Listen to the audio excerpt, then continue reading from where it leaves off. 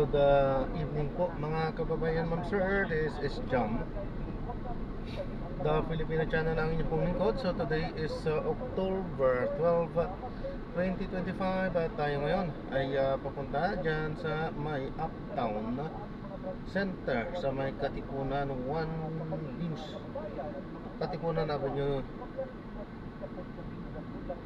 UP Campus Diliman, Quezon City. Tatlong drop pala ito.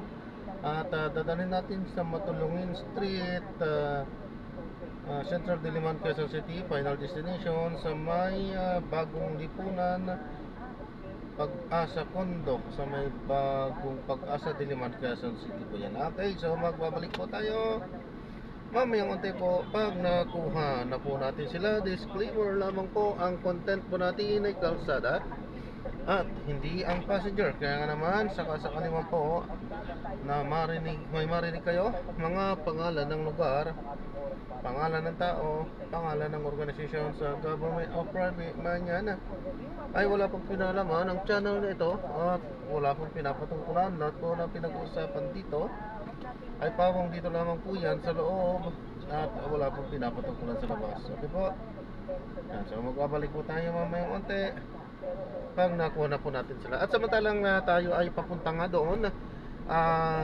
so manatiling nakaplay lamang po yan at manood or makinig tayo ng mga nagbabagang balita at mga talakayan.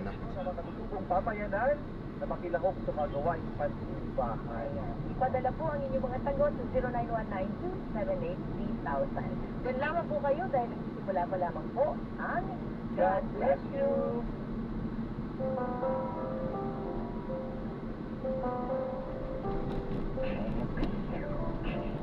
God bless you. God bless you. Basta AM DZMM.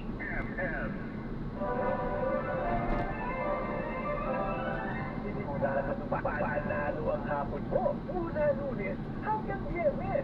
Balikan ang mga kwento ng nakaraan sa MMK sa DZMM. Alas 12:30 ng hapon. Alam mo mga karapatan at batas na protekta sa inyo sa Hello Attorney. Kasama si Attorney Noel Beltrano at Liza Aquino. Alas 1 ng hapon. Agarang aksyon ngayon ang hatid naman ni Nina Winnie Cordero at Doc Dennis. Alas 2 ng hapon.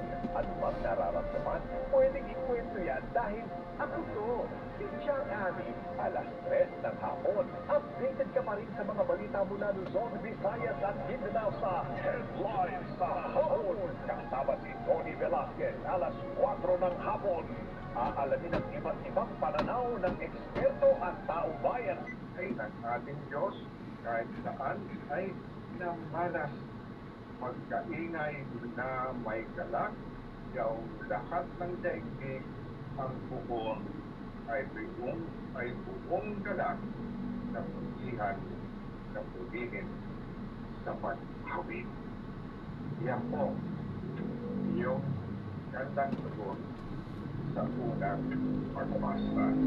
Samantala po, DZMM Radyo Patrol sa Istreta at DZMM Tele Radyo. Pinagbo tayo.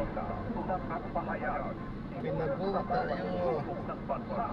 Dito mo mapapakinggan hatid ng pinagkakatiwalaang mga tagapagbalita. Nefertae at Ricalado sa Headline Ngayon. Headline Ngayon. Lunes hanggang Biyernes, alas 12 ng tanghali sa DZMM Radyo Patrol sa Istreta at DZMM Tele Radyo. Basta AM DZMM.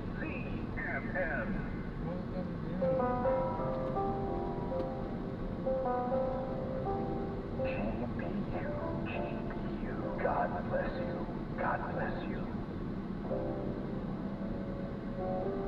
Okay, 7:48 na po ng gabi at andyan na, Father, ang ating guest. Pero, Mama natin. oo, pero bago yan, bibigyan natin siya ng magandang intro, Father, sa lang, ha?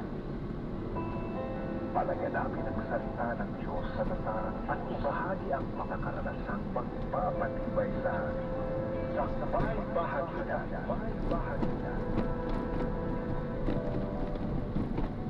Okay, you may introduce yourself, Father. Okay, lagi tayong dress dahil sunod-sunod sa ating programa. Ilang linggo na no, lagi tayong may guest sa studio. At ngayong gabi, both physical, kasama natin sa studio yung isa at yung isa naman ay nasa Zoom. So, hybrid yung ating. Wow, dalawa. Dalawa yung Pero ating. unahin natin pabatiin na sa Zoom. Okay, so yung ating guest na nasa Zoom ngayon ay director siya ng Divine Word College of Calapan Community Extension Program. Oo.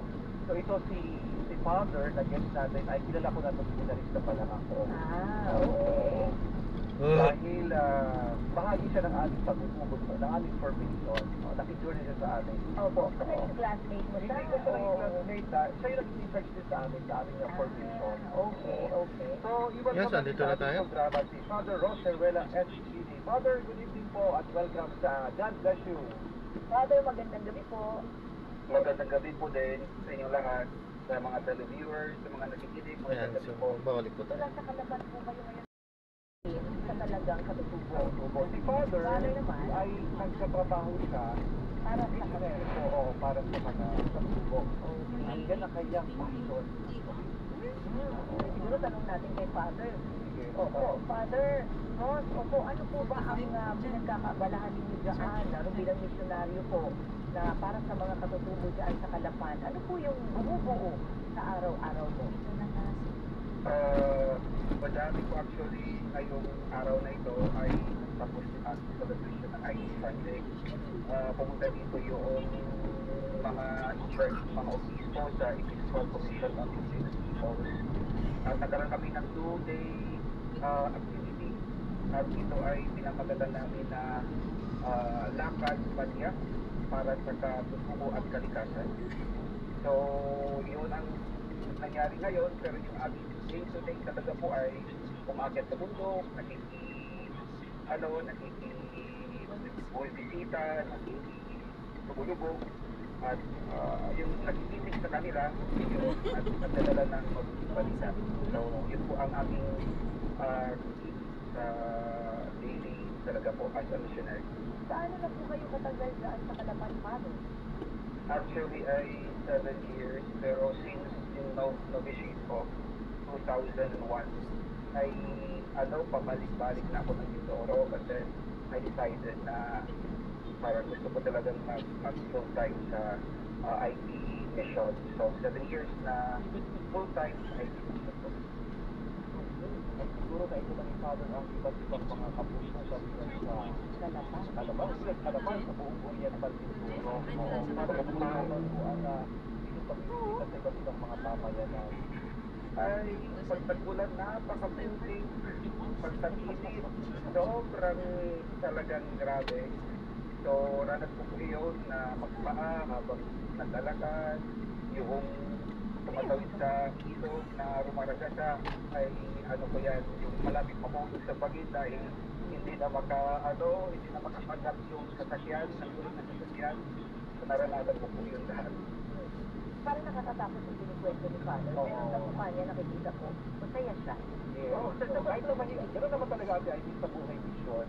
Very challenging siya sa iba't ibang mga aspeto, yung paglakad na lang, pag-akyat ng bundok, at iba pang mga challenges. Minsan, babagin ka along the way. Pero, at the end of the day kasi, pag uwi mo sa bahay, nandun yung medyo mahirap. May fulfillment kasi, nandun yung kagalakan na tinatawag sa ginagawa. Pure joy. Oo. Alam mo, hindi ako nagtataka kung bakit umabot na siya ng matagal na panahon doon sa Calapan. At talagang doon na siya nag-settle, kumbaga. Opo. So, si Kim naman. So, tanungin natin ang ating... si Kim ay isang mangyan, mula sa Kanuno. Kim, ilang ngayong ilang tribe ang mangyan?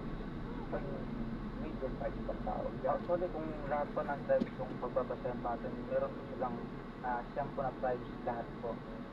Simula Oriental hanggang Occidental po. So, marami po siya nagsimula sa Hanunuo, Bangon, Hiraya, Buhid, Tao Buhid, Ratagnon, Alangan, hindi ko na ano siya, pero basta siyam na tribes halos lahat sa buong Mindoro. Siyam na tribes lahat na meron ng mga mangyan. Mindoro pa lang yan. So may iba pa, di ba may iba pang lugar na may mangyan? Actually, marami pong kung tawagin katutubo, marami pong katutubo, pero sa loob po ng Mindoro, siyam lang po talaga yung Ah, kasi parang may community ng mangyan ako narating somewhere sa Rizal, Father. Okay. Meron bang ibang community na mangyan aside sa Oriental at Occidental? Meron O ba? baka nagawi na lang sila doon. Naligaw doon? Yung nangyari kasi parang mix po yung nangyari na tribes sa Occidental at sa Oriental. So mix po yung may mga hanunuko na napunta sa Occidental dahil nakapangasawa kaya may mga nakapunta po So sa nagmamigrate na rin sila. Oo, okay. Okay, bilang isang mangyan na nasa loob ng seminaryo nag-aral sa pagpapari. At nasa lungsod. Nasa lungsod, kumusta ang iyong experience, lalo-lalo na sa community, ikaw ba ay lumago na rin? Ano ba ang iyong pananaw na sa buhay ngayon bilang isang seminarista nag-aral sa pagpapari? Siguro masabi ko po na talagang napakaiba po yung pamumuhay dito sa Manila kumpara po sa probinsya. Tapos especially po lalo po ako, isa po akong hanunoong mangyan. So kung ipagkukumpara po natin dito sa Manila, iba yung style ng pamumuhay. Although, kasi tanggap ko sarili ko na isa akong hanunoo. Dahil sa probinsya kasi may sarili kang lupa, may sarili kang tahanan. Hindi kumpara mo sa ibang mga tao na nakatira dito sa Manila. So, siguro, masasabi ko na may time talaga na kailangan din natin pumili. So, ayun, bilang isang hanunoong mangyan na tanggap ko na isa ako sa tribo na yun na hanunoo dahil kung ano din dito sa Manila. So, kailangan pa rin yung respeto ng bawat isa sa kada tribo. So, ayun.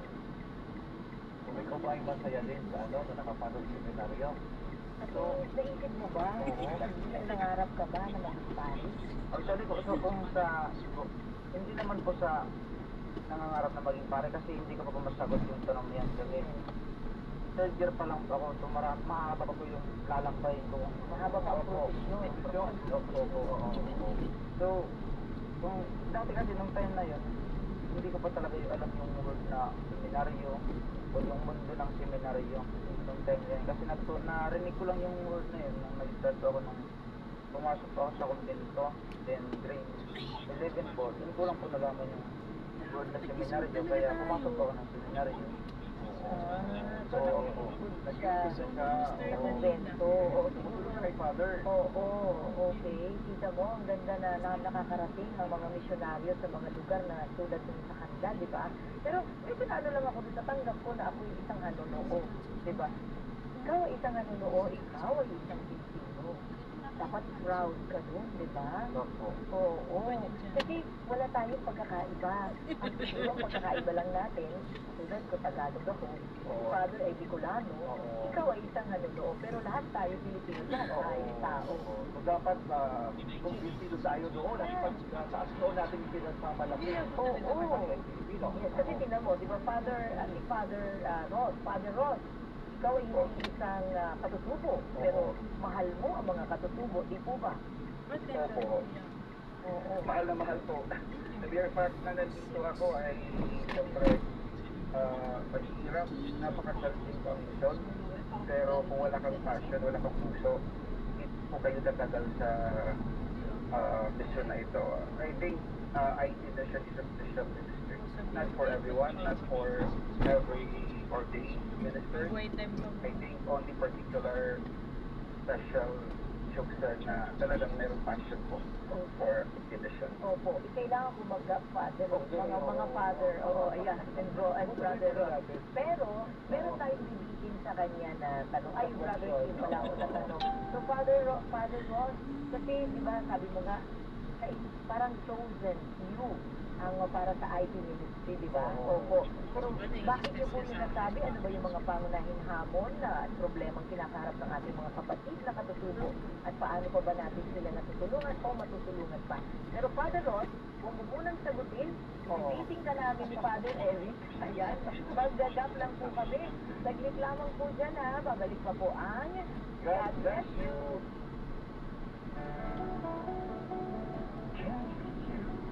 God bless you sa DCMM.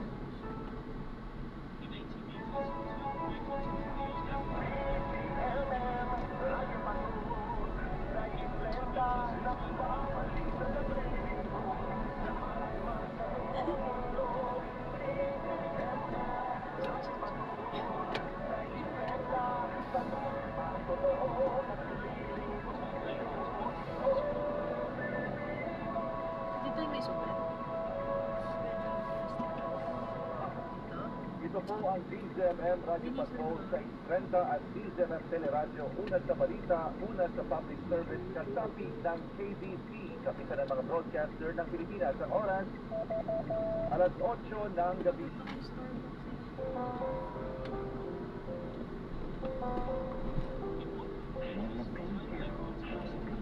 God bless you. God bless you. Okay, we're back. Sabi sa inyo, saglit lang kami ni Father Eric eh. So, Father Ron, opo, yung tanong po, ano-ano po ba yung mga pangunahing hamon ng problema ng ating mga kapatid na katutubot na sasabi ninyo na talaga madali ang maging misyonaryo kasama nila? First and foremost, yung una talaga is yung malayo ang lalakarin. So isa yan sa mga parang physical challenge. Pero more than that is yung pag ito ay nakadugtong na at napakinggan nyo na ang kanilang istorya at para bagang kailangan talaga na tugunan yung kailang mga pangangailangan. So marami po kami mga usapin dito, halimbawa ng paindulo, napakadaming, tapos yung pag-akyat ng kanilang kabuhayan, edukasyon, health. So napakadami po na pwedeng pasukan po namin. At ito ay very challenging kasi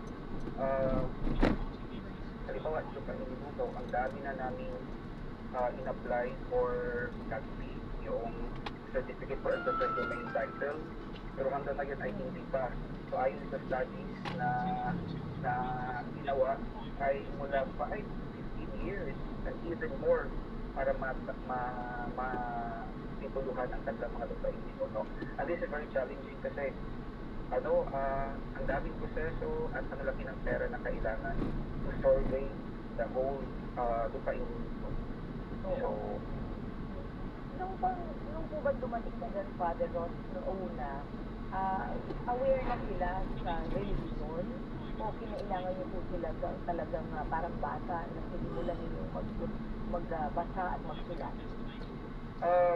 hindi po. Actually ay dahil mga previous SPD missionaries na una na sa ALP. So sila talaga po yung nagtulak.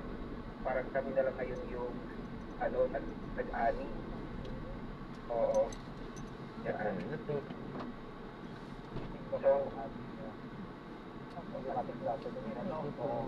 iyong sa iyong pamayanan na pinagmulan, ano yung mga nakita mong mga pangunahing yung mga challenges na pinakaharap ninyo doon sa inyong pamayanan?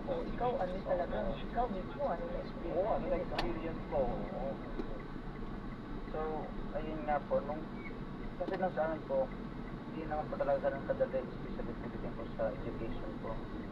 So, kailangan po talaga ng support ng iba, lalo especially po yung mga bata kasi kailangan po mag-aaral.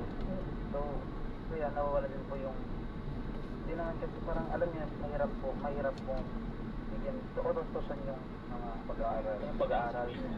Yan, kasi yun po yung una ang pangailangan talaga ng mga katubo. Hindi naman po lahat, pero may mga pamilya po talaga na kailangan po, yung pagdating sa pira, kailangan po talaga lalo pagdating sa mga lupain din po yung ibang lupain din po ng mga pamilya.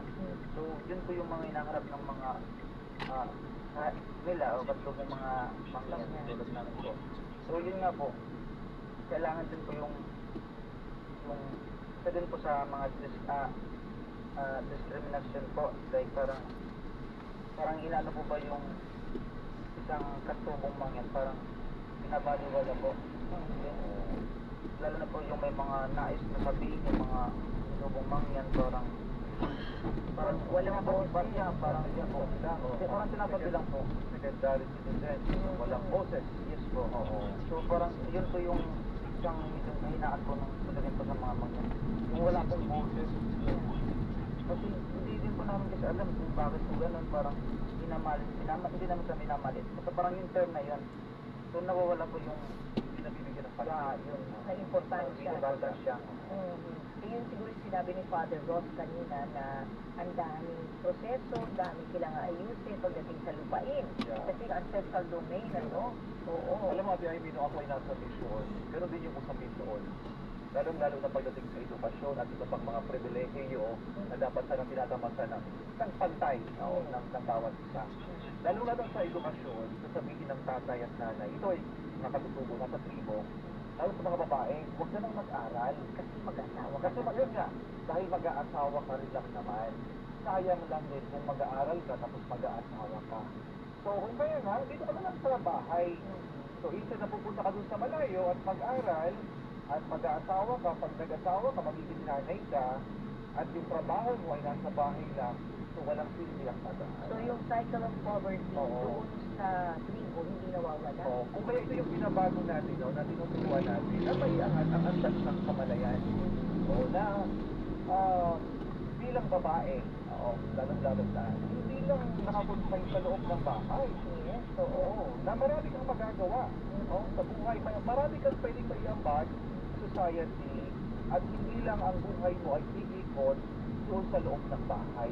At gagawin mo ang mga gawain sa bahay. So, ang mahirap pa doon, ang pag-aasawa sa karamihan, I don't know, correct me if I'm wrong, ano? Kung ano pa ba yung tradisyon na yun na, Brother Kim, na wala yung tamang edad na pinag-uusapan sa pag-aasawa ng babae. Hanggang ngayon. Oo. Naku. Oo. Tanong natin kay Father, oo, si Father. Father Ron, opo, sa iyo dyan, sa iyong pinalalagyan, ano, kasi nasa IT community ka, ito po, paano po yung pag may babae na minor de edad na nais makasal ng magulang, kasi babae naman siya, ang tingin sa kanya, yun naman ang kanyang silbi. Kumbaga, magparami, magiging nanay, magiging asawa, paano niyo po yun, pinapahintulutan niyo po ba yun? Dahil po sa batas po, Opo. ay ginagalang namin ang relationship.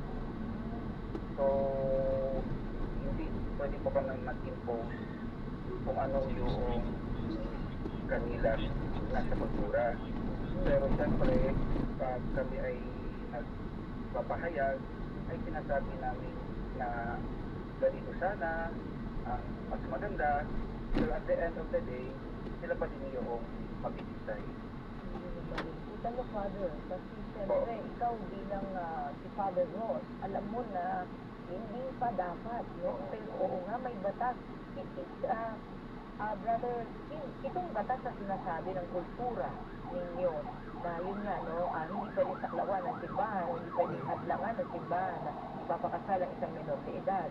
Ikaw ba kasi, ngayon ay third year siya, no? Okay. So, hindi ka man maging ganap na pari, ikaw ay may sapat na pinag-aralan balang araw, malaki ang magiging role mo para kahit papano may angat yung kamalayan, no? May angat yung kamalayan sa mas tama. Anong masasabi mo tungkol dito? So, kung sakali kong ay parang hindi naman po ako sa uma-agree na kukontinue po yung ganong tradisyon. Pero kung titingnan po natin ng maayos o tama, parang hindi naman po siya ganun talagang na tugma po ba pagdating sa mga babae o lalaki. So, para sa akin, mas pipiliin ko pa rin po na kung mag-aasawa sa isang tao, babae o lalaki, mas maganda po yung tamang edad po. At pusan po. Yeah, tapos isa din po kasi, yung mahirap po kasi, yung magkakaroon ka ng anak, tapos wala kang pagtustos. Tama naman po yung sinabi ng isang pare ko ni Father Ted, yung lagi niya sinasabi sa akin na huwag ka muna tuting mag-asawa, mag-aaral ka muna ng mabuti. Kasi ang hirap magpakain sa isang pamilya kung wala kang kung wala kang transaction o sapat na kita. Opo. So, para sa akin po, bilang isang kasama po sa pamayanan o isang kasubong mangyan, mas pipiliin ko po na sana yung utak po ng katulad po na katribo o lahat ng kasubong mangyan, mabuksan po yung kanilang isipan na itama po yung desisyon na gano'n. Yung pag-iisip ko na, ay, okay na to, baka pwede na ako mag-asawa kahit ganitong edad. So sana mawala po yun sa nihiling ko na sana mawala po yung ganong idea na magkakasya sa kultura. So bilang isang membro, sana papakinggan din po ng kahit. Okay. Naku, nararamdaman ko yung bigat ng sinasabi ni Brother Kim, at saka ni Father Ross kanina. Pero ipopost muna natin ulit. Meron lang ako saglit na mas mahalagang balita po, mga kapamilya.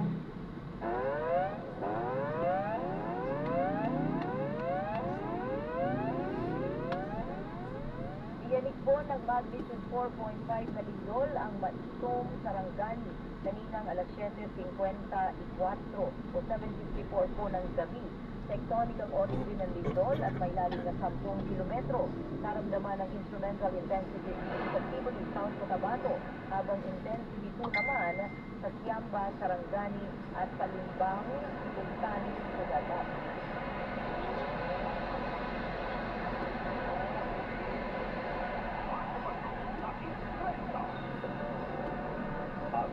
Alberto Salingpon.